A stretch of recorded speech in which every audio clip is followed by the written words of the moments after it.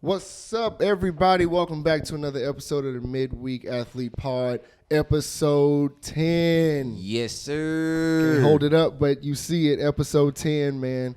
How you feel, man? Episode 10, how you feel? I feel great, man. You know, this is one milestone, episode 10. Too many. And we'll get to episode 100 before you know it. Yep. And this is a special Valentine's Day edition because we are recording on Valentine's Day. As you can see, I'm the only person up here that decided to wear red. So shout out to all the lovers out there, man, celebrating, doing what you do. We in the studio working. Shout out to my wife. Happy Valentine's Day, baby. All right, so. There you go. Don't forget about that. Let's not forget about that. All right, so let's get right into it. So I know we're a few days late, but Super Bowl. What was your reactions to the Super Bowl? You gonna pass me the ball? Let me go on this. I'm gonna let you go first because, Okay. like I said, I'm 3-0 when it came to these last few predictions. So I'm gonna let you go ahead and start. Okay. Well, as y'all know, on the last episode, I said I'm taking the 49ers only based off the premise. I did not want to see Taylor Swift after that game. And what did we see throughout the entire first half? She wasn't on stage though. No, she wasn't. But that's what you were trying to allude to. But she wasn't on stage. But they had the camera on her and Travis for 3 minutes after that game ended. For what? Did she play a snap in the game? Did she catch a pass? Did she make a tackle? Her boyfriend did. You're right. He played in the game. You're absolutely right. She did not. No. And one other thing I wanted to say before I get into what I have to say, man. When they panned to Beyonce during that game, I started sweating. I was like, "Ooh, good Lord. Oh, Jesus. Woo, you look so good." Anyway, back to regularly scheduled programming. No comment. No comment. That game was a very good defensive game. I like games like that every now and then. Very good defensive game. You know, it really sucked that the 49ers lost a lot of key players during that game. Drake Greenlaw popping his Achilles was just wild. Like him running. The chances of that happening are very, very slim. Right. Very slim. And he's like the heartbeat of the defense, right? So he goes out. They start picking on 48. Travis Kelce starts eating. First half, Travis Kelce had 1 catch. Then all of a sudden you look up, he has 9. It was like, how did that happen? But the biggest reason that I say that the 49ers lost is because Kansas City has that man number 15 on the other side, right? 15. He's the modern day GOAT for this generation of quarterbacks. And then more importantly, as I look into my camera, it is because of Kyle Shanahan. At a certain point, when are we going to sit here and stop just giving this man passes? He's been in 3 Super Bowls. He's blew a double-digit lead in every single Super Bowl he was in. Not to mention, he has the 2 biggest blown leads in Super Bowl history. The last game where there was up by 10, and then the 28-3 lead with the Falcons when he was the offensive coordinator. Evan, you know what's a trend with Kyle Shanahan? In the Falcons Super Bowl where we lost, because I am a Falcons fan, where we lost from 28-3, he ran the ball 6 times in the entire second half of that game. You know what happened in the third quarter when San Francisco was up and had a chance to put distance between them and the Chiefs? You know how many times he ran the ball in that third quarter? Thank you. That is it. Like, Kyle, you keep doing the same thing over and over and over and expecting a different result. And then the real damning part on you that just blows my mind is your players saying that they didn't even know about the change in the overtime rules in the Super Bowl. Everybody wants to blame the players. No, that's coaching and communication. And that's your fault. That is your job as the head coach. And then you had nerve enough to say, we took the ball to start overtime because we wanted to get the ball third. Where if you wanted to get the goddamn ball third, wouldn't you then take the ball and go for 4th down after the 3rd and 4 where you didn't even block Chris Jones and you had 2 players wide open for touchdowns? You should have then just went for it on 4th downs and try to score a touchdown. But instead you kicked the field goal and made it very easy for Patrick Mahomes. Kyle Shanahan, I'm beyond tired of watching you lose these big games. You just Man, you are literally the definition of a beautiful person that has 0 personality. You can get all the way there, but I will never marry you. I would never fall in love with you because you don't provide no substance to my life. That's a hot mic right there. Hey, I can't do it with this guy. Go ahead, Evan. Well, for me, I agree with you. I think, that first quarter, for these two high-powered offenses, for that first quarter to be tied 0-0, that means that both defenses came to play. Agreed. In which all of us were texting about it. And when I told you, I was like, man, like these defenses are hot right now. They like are. a lot of 3-and-outs. McCaffrey fumbled. Pacheco fumbled. It was like nip and tuck. So I just think, and we talked about it too, I think the 49ers defense, regardless of the score, I think they played exceptionally well throughout the entire game. They did. They did. Now, granted, I feel like the writing was on the wall when they took the ball in overtime, and then you only get a field goal out of that. With 2 minutes or 2:15 left on the clock? Or in overtime, it was like 6 or 7 minutes left. Okay, so but you have all that time, Yeah. and you have 15 on the other side. Yeah, it's over. There's no way, and especially the way he was moving the ball. I'm just like, dude, like at this point, just go ahead and give the Chiefs the ring because there wasn't much that the 49ers could have done, especially that last game-winning play where they brought who is it, Coleman? Mecole Hardman. Mecole Hardman. When they brought him in motion and then faked it back out, and they let the whole leverage go to that side, I'm like, yeah, that's the game. He was wide open. But just, overall, and I didn't realize this until we talked about it after, because I kept saying, I was like, man, well, McCaffrey has 22 carries. Like, he had to have been running the ball. Like he had to be. Right. And then when I actually sat and looked at it, I'm like, man, like they only ran the ball once in that third quarter. So, I don't understand. Like, you're up 10-3 at the half, and everything that was working for you in the first half, how come it doesn't translate how come it doesn't translate in the third quarter? Because the fourth quarter, that's when they started saying, like, okay, we need to go back to what we were doing in the first and second quarter. And they did. But at that point, it was already too late. The Chiefs had scored. It was starting to get, obviously a close game. But it's like, Kyle Shanahan, how come with – obviously, McCaffrey had 22 carries for 80 yards. Right. He had however many receptions for 80 yards. He had 80 receiving yards. And so it's like, obviously, he's your workhorse, but this is the Super Bowl. Like, you don't need to give him no breaks, especially coming into that the third quarter, because the Chiefs are like the Warriors. Like 2015 to 2018. Third quarter killers. Third quarter killers. Everybody and their mama knows that, so you need to have not only a plan A, you need to have a plan A plus when it comes to the Chiefs in that third quarter. So whatever you were doing that was working, you should have done that. And to start the third quarter, 3-and-out, 3-and-out, 3-and-out. They had 3 in-and-outs before they scored a touchdown, and that was 2 minutes left in the third quarter. And that was the one to Jennings, I think. And that was the one to Jennings. Yeah. So it's like, I'm not surprised that the Chiefs won, but again, it's like, okay, you're put in these positions where you have the Chiefs on the ropes, and you failed again. When have we ever seen Kyle Shanahan succeed? And you know the other thing, Evan? Guess what happened today? On Wednesday, February 14, 2024, they fired the defensive coordinator. Did they really? They did. Did not Steve know that. Wilkes got fired. Wow. He got fired. It's not even his fault. They played very well. Somebody got to be a scapegoat for Kyle. He blew the lead in Atlanta, and guess what? Went to San Francisco. He blew that lead against the Chiefs the first time, and then guess what happened? They want to replace Jimmy Garoppolo. Right. Now you lose this time again to the Chiefs, and guess who has to be the scapegoat? The defensive coordinator. Yeah, no, that's just crazy. And then to bring up the fact of what you said too, of how his team didn't know how the overtime rules worked. That's poor coaching. That is poor coaching. That's just not acceptable to me. Like how do you have players just openly saying, yeah, we wanted the ball first, but we didn't really have a strategy? That doesn't make any sense. It doesn't. And if you're going to take the ball first, you better damn well score a touchdown. And it has to be a touchdown. But also, I wanted to bring this up too, because I forgot to. The reason that this game went to overtime is because the 49ers kick got blocked. It did.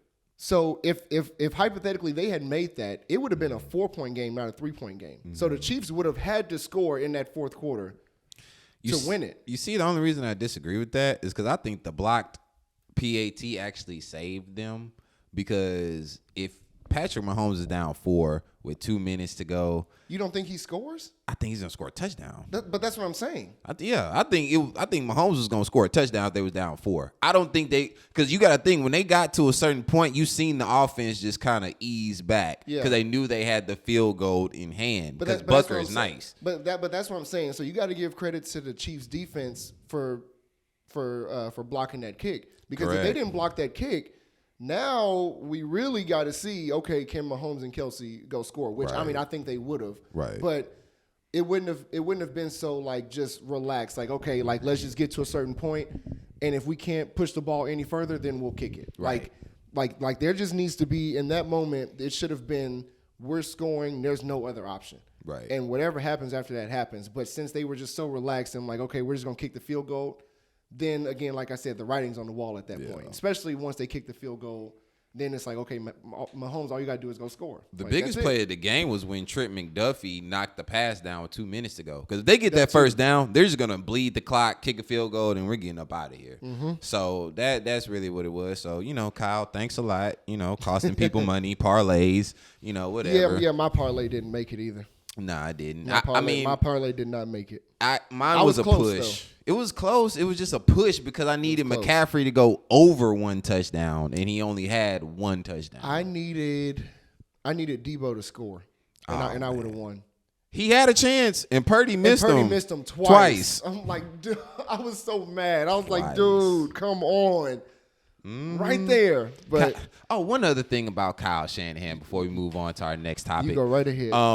Kyle Shanahan, other thing I've noticed about you as a coach, my man, you have a propensity to not protect your quarterbacks. Last year, you got Brock Purdy hurt his elbow with the UCL because you decided to match up Hassan Reddick, Philly's best pass rusher, against a tight end whose name wasn't George Kittle. And then this year in the Super Bowl, 3rd and 4 in overtime, biggest play of the game. Gets rattled. Nobody blocks Chris Jones. So it's rattled. Like Kyle, at a certain point, my man, it's called max protection. Mm-hmm. Keep a back end. Use check, because they didn't have an answer for use check all game. But you know what? It's okay, Kyle. It's all right. You gonna learn the hard way. You hard headed. Like my grandma used to say, you hard headed boy. Hard head, make a soft behind. Woo, every time. I've heard that.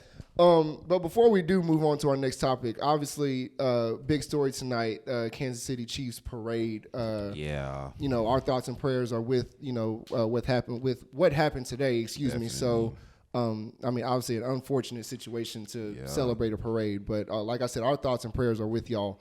One person lost their life today. Yeah, that's just, we can get in, that's a whole nother topic we can get into about that side of it, but that's just awful way. So, like I said, our thoughts and prayers are with y'all. Thoughts and prayers to everybody in Kansas City involved. Yeah. All right. So you have enough is enough list that you said you wanted to add to. So the floor is yours, dude. Because I don't even know who's on this enough list. So you go right ahead to whoever you want to address. Ladies and gentlemen, girls and boys, everyone watching the Midweek Athletes podcast, we do appreciate your support and your love. And for this edition of the Enough is Enough list, I want to add someone I have been very critical of, and I am not backing off of this until football season returns and you show me something different. I am adding Justin Herbert to the Enough is Enough list. Justin Herbert. I thought he was already on it. No, we kept him off last time because, everybody wanted to defend him. But you know what? Ev's not here, so I'll just go ahead and add him anyway. There you go. You, sir, have been in this league for about 4 years now. 5 years, actually. And you have gotten paid $250 million now, right? Mm-hmm. Justin Herbert lives in L.A. He's quarterback for the Chargers. He's 6'6", rocket arm, can make all the throws, got all the statistics in the world. Great looking quarterback, great prospect. But you don't produce nothing, Justin. You getting paid for nothing. You're getting this is empty calories. You're eating fruit snacks and then expecting to have gains at the gym. It don't work like that, my man. Because you, sir, blew a lead in the playoffs to Trevor Lawrence, a 20-point lead that nobody talks about. Everybody wants to crucify Matt Ryan for blowing a 28-3 lead in the Super Bowl. Guess what, ladies and gentlemen? Justin Herbert did damn near the same exact thing against Jacksonville last year. He got a pass for that. This season, Justin Herbert had the ball in his hands to tie or win the game 5 times. How many times did he come through for his team? 0. So Justin Herbert at this point is make or break. Everybody blames Staley. Everybody blamed the defense. Everybody said, oh, everybody gets hurt all the time. Well, you know what? Who else had to deal with injuries throughout their whole career that's great quarterbacks? Drew Brees, Tom Brady, Mahomes has had to deal with injuries. Great quarterbacks overcome injuries. It's you. You got to get it done. And you have Jim Harbaugh now coming in as your quarterback who made Colin Kaepernick an all-pro level quarterback. You have no more excuses at this point. This organization gave you all the money in the world. You got to produce, my man. And unlike what most people do think or believe, I, sir, do not believe in you. But you know what? You can prove me wrong this upcoming season. Get the job done, man, and earn your money. See, I'm gonna have to find somebody for this enough list. I'm gonna do my research and see who I'm sick of. But all right, so $250 million to be mid. Y'all give me that money.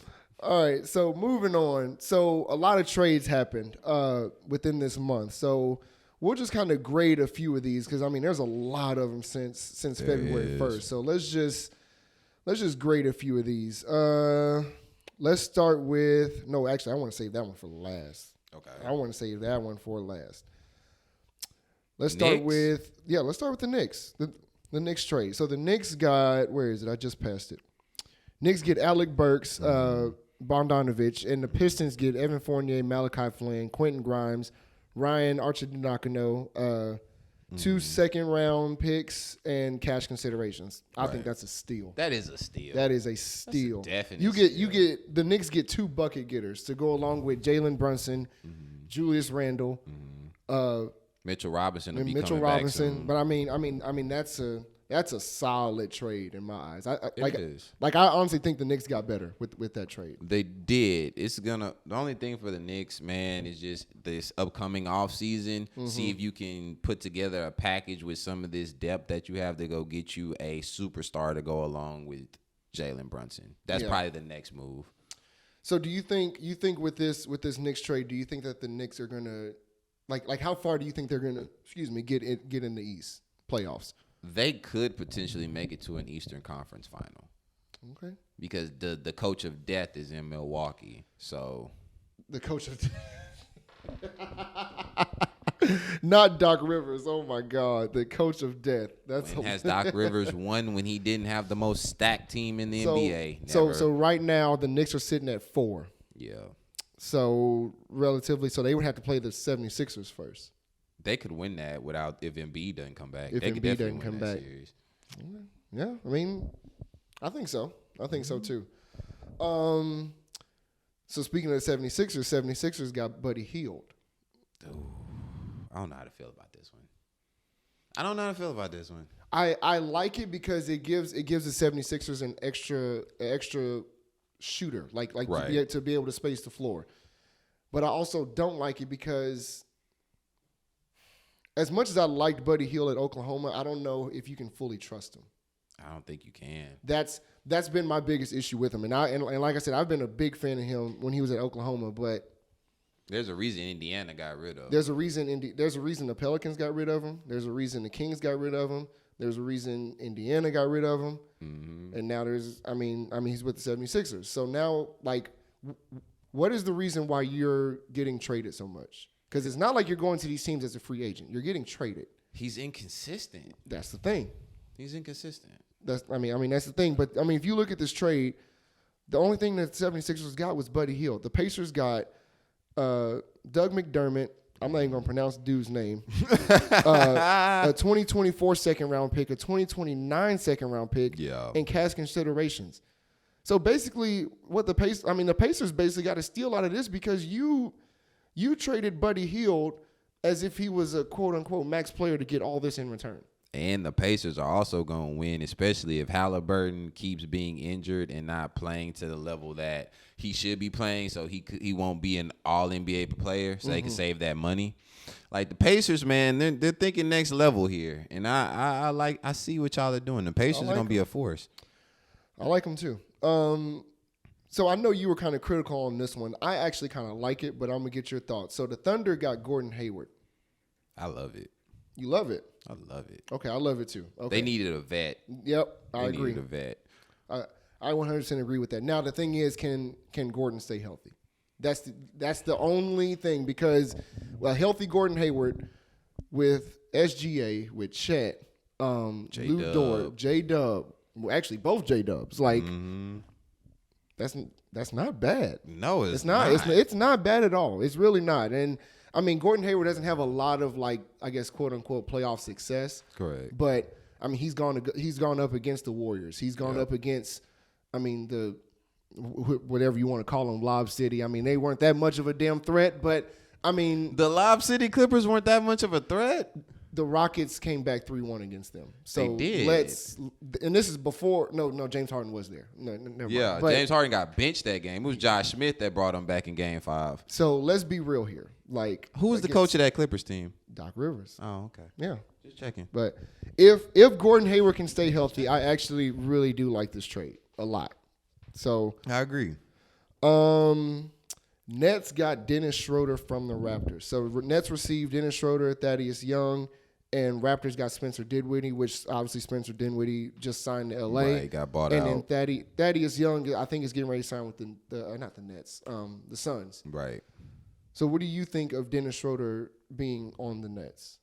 I don't know what the Nets are doing. I don't know either. Are we trying to help Mikal Bridges? Are we trying to tank for a better pick? Like, are we just acquiring assets to try to go all in for a superstar? Like, I don't know what Brooklyn's doing at all, but I like what Toronto's doing. I do like what Toronto's doing too. Toronto's building a nice young core of players, and Toronto will actually probably be much improved next year and the years to follow.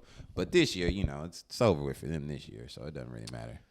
So this next one, the Heat get Scary Terry from the Hornets. Scary Terry, that's my guy, man. Terry can hoop. So right now the Heat are sitting at they're sitting at 7. Right.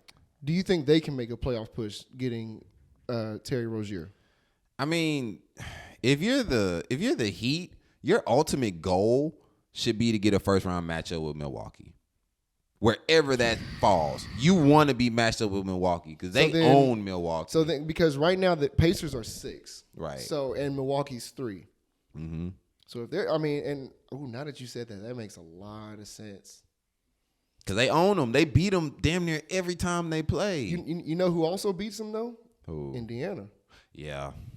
If I'm Milwaukee, I do not want to see Indiana or Miami. I actually do agree with you. Anybody else other than that, because because I don't know what's going on with the Bucks defense right now. Evan, I'm just saying. Do you want to have this conversation or do you want to wait until about their defense until after the All-Star break? Because Milwaukee has a lot more issues than what people really realize. We'll talk about it later then. Okay, all right.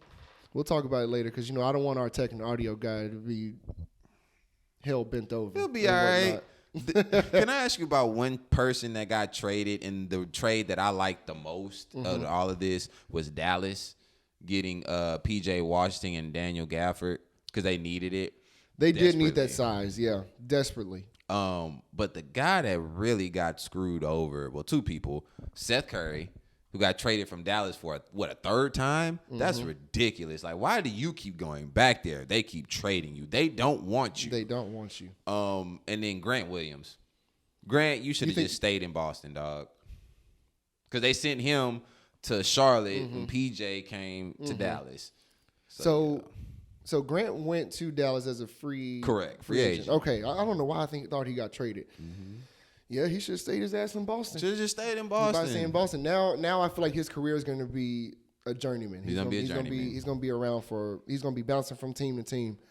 But I mean, I didn't realize that Seth got was there 3 times. Three and times. Still, They don't want you. They don't. Like you That's just sad. keep going back. It's like Stockholm syndrome. You just keep going back. But it's crazy. I do like this Mavs trade. It's not my favorite, but I do like it because they get more size. PJ Washington is actually very versatile. Gafford is a pick and roll threat, lob threat, energy player, rim protector, all the above, and they needed that. So right now, Dallas is sitting at 7. If I'm gonna be 100% honest with you, I don't really see them going higher than 5. Me neither. So if they can stay between 5 and 7, I think that would be a good fit for them.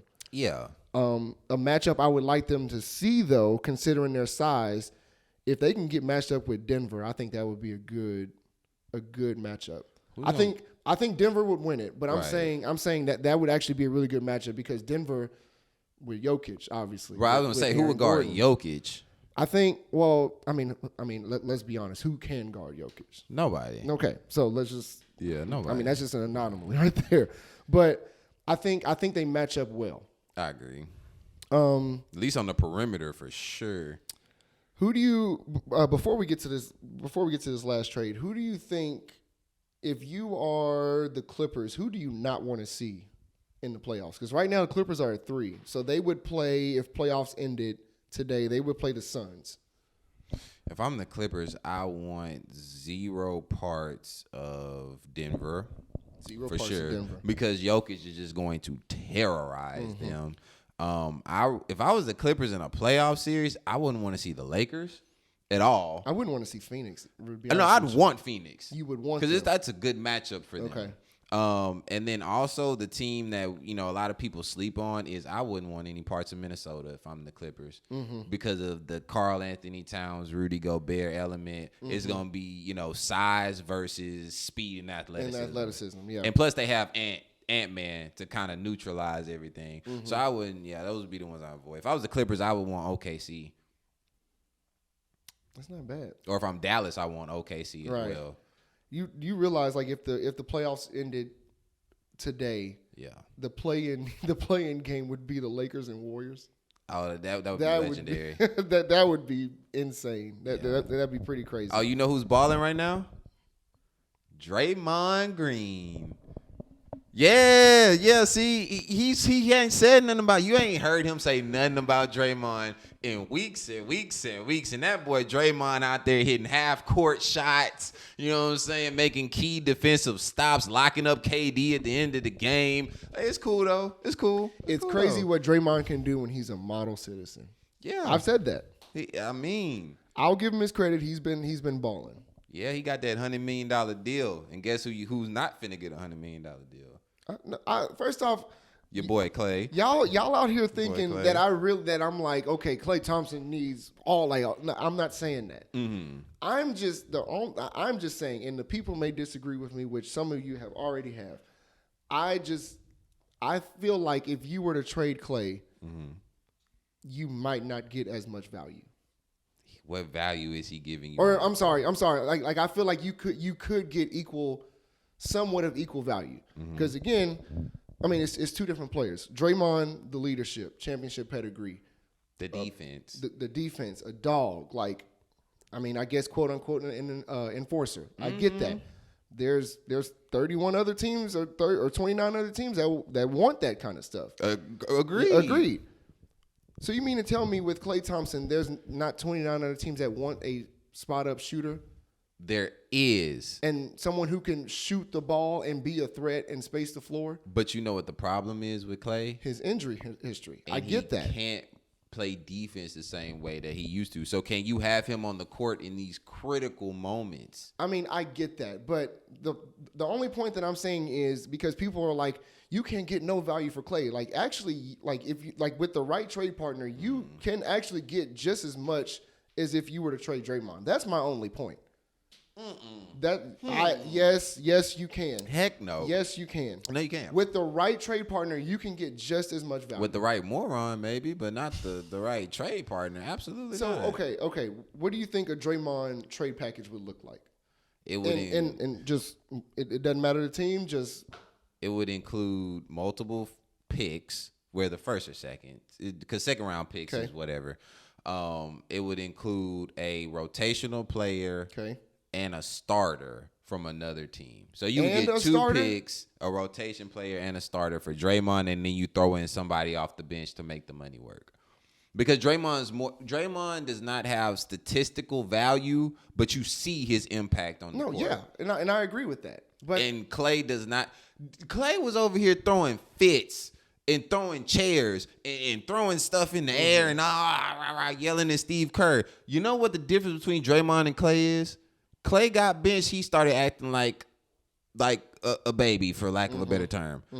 Draymond got benched in the NBA Finals, and look at what he did. He was supporting his team. He was being a great leader, a great role model to the guys that's on the court, cheering them on. Klay Thompson did the exact opposite. That shows you why and how Draymond is more valuable to that team than Klay Thompson. I mean, right now, Klay is second on the team in scoring. Okay. Who else is going to score on that team? Kuminga, Moody. My point exactly. So again, so you're saying that Draymond can get a starter. Oh yeah, a rotational player for sure. And let's just say, for sake of arguments, 2 second-round picks. 2 second-round picks. Yeah. Like I said, with the right trade partner, do you not think Klay plus Moody or whatever? Yeah. That can't be of equal value. No. Because the organization already told you they're not of equal value. They gave Draymond 4 for 100. They offered Klay 2 for 48. But that was on top of his extension, though. Draymond's is brand new contract. Correct. That's not an extension. But Klay turned down that 2 for 48. You think he finna get $24 million a year after this season? With the right person. Okay. He'll be in Charlotte. Cool. Cool. He'll be with the Rockets. Enjoy North Carolina. Like, it's fine. Like, come on now. He's a West Coast kid. He gonna take that 2 for 30, 2 for 25. He's not getting 2 for 48. That's crazy. Like, nobody's gonna pay him that. He go to Philly. Philly would actually be his best spot. Philly, yeah, probably. So Buddy Hield. Yeah, true. Right now Klay's shooting 41% from the field, 37 from 3, 91 from the free throw. You take that or no? I mean, I would take that, but it's not about the stats can lie. People say numbers don't lie, but numbers lie. Numbers lie. Look at defensive numbers, yes. Evan. Numbers can lie. Look at people's tax returns. Numbers can lie. Is this not a 3-point league? It is. If you can't shoot the ball, right, you are in a heap of trouble. AKA, you are. A la Ben Simmons. Correct. Can't shoot a lick out of the ball, and where is he? On the bench. Yeah, because Ben lost confidence. It wasn't about Ben's play style because he couldn't shoot to begin with.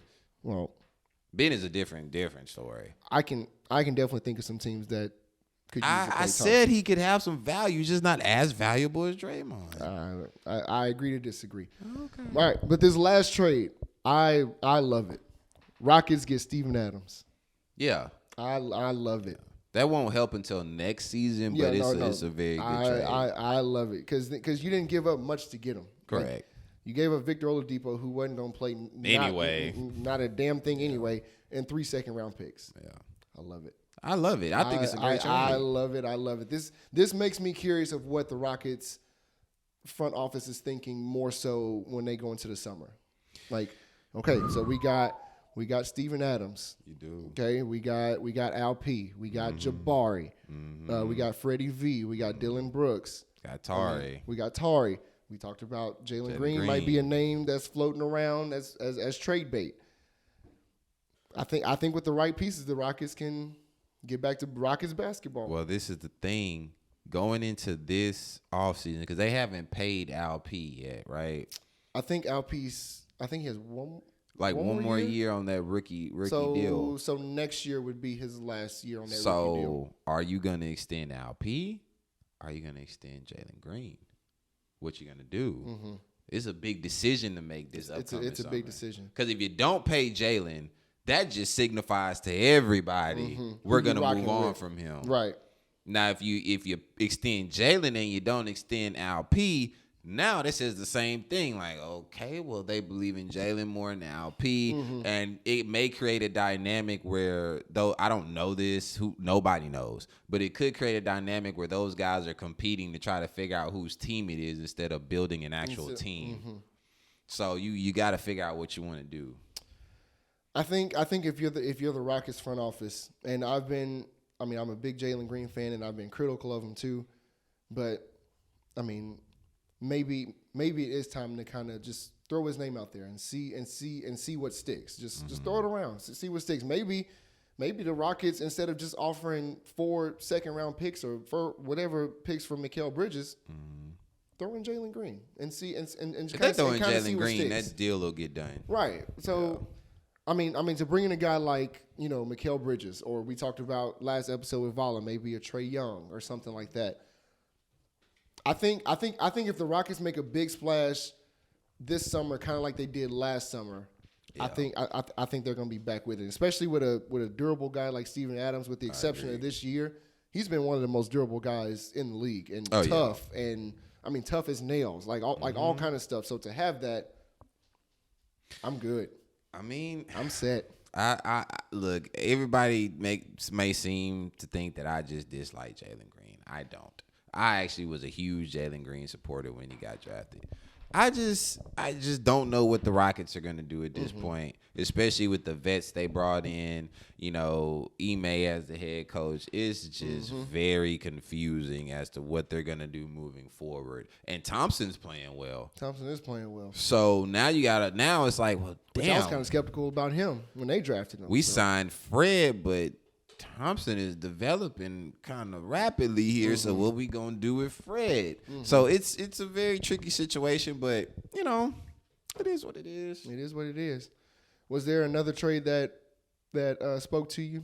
No. Knicks trade R.J. Barrett or no? Yeah. I mean, RJ, he's back in his home country. He's been playing well. So this is a good trade for him, Emmanuel Quigley. Now, what I did want to ask you about is the P.J. Tucker and Bones Highland situation. Because they sent both of them home. How do you feel about that? I think the Clippers are not using them in the way that they should. P.J. Tucker is a hard-nosed defender, spot-up corner 3 shooter. Correct. And come playoff time, with the exception of 2018, which I'm still very, very upset about, he was the first. He started the streak and then he ended the streak, which obviously, I mean, he shot some in between, but it wasn't just him. But I say this. He's been a very consistent player wherever he's gone. Agreed. And he helped Milwaukee to a championship. He helped Miami, I believe, to the Eastern semis the next year. Like he's Philly. Philly. He's been a proven winner. Yep. And like I said, he's been consistent. So for me, it's like, okay, Clippers, like what are you doing here? Like you have to use him in some way, shape, or form. You have to. Right. Because again, he's one of those players that any team could use. Patrick Beverley just went to the Bucks. The Bucks are going to be tremendous. They needed a Patrick Beverley. They needed something like that. Yeah. But again, to PJ Tucker's point, Milwaukee needed that too, and they ended up winning. Correct. So obviously, he can help you in multiple ways than just being out there and wearing all these expensive ass shoes.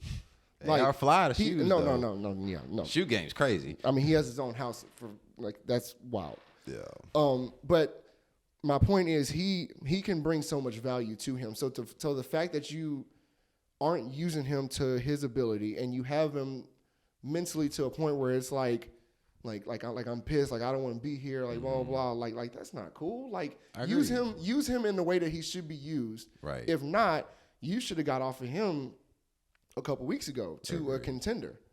I agree. But okay, with PJ is a different story. PJ's 38. Like at a certain point, we got to be realistic. Yes, it's getting to the end for PJ. That's true. The guy that I'm more concerned about in this situation is Bones Highland because I think he can actually legitimately hoop. I don't think he's like great, but I think he's a hooper. Right.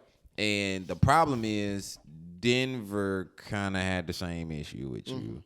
Now you're in LA and they sent you away. So then it starts to be like, all right, man, they're going to say you just a disgruntled player and then you'll be out the league in a few years. And that's the crazy part because your talent says you belong. Yeah.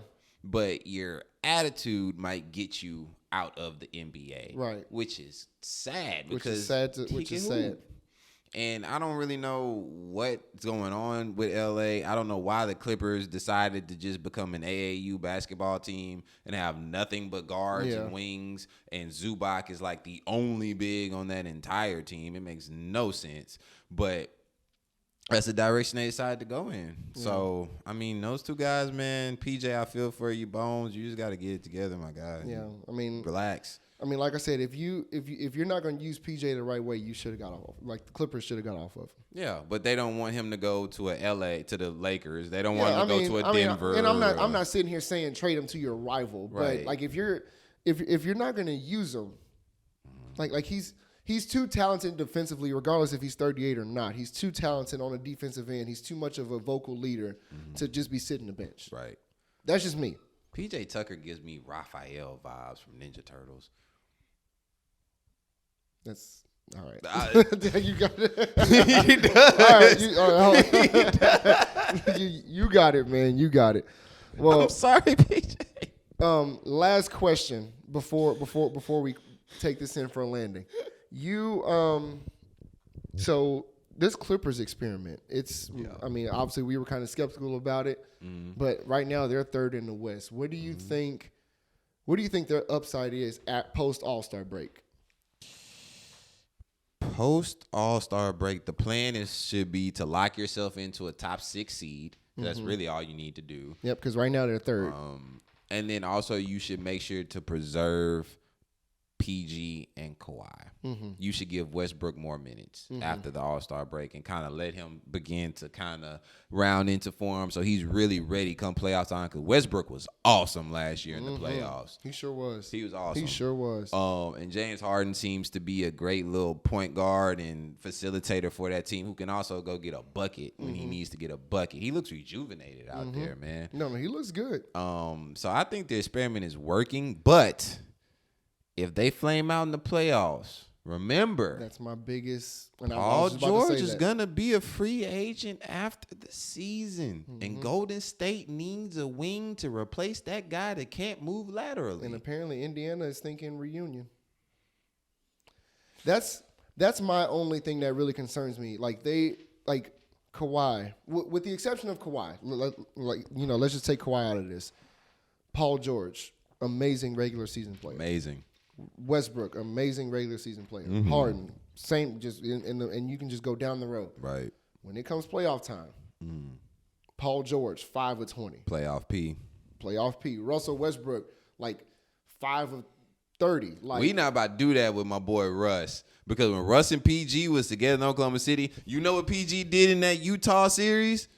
He was horrible. He was hot garbage. Yeah, no, he was horrible. And Westbrook was going out there dropping 40, and everybody said it was Russ's fault. That's crazy. No, it wasn't Russ's fault. But my point is, and even before they got PG, whenever they played the Rockets in the year prior, he was getting like 40 points, but it took him like 39 shots to get it. That team was terrible that year. I know, but that's my. But again, it's like, do the Clippers need that Russ? Like, they might at a certain point.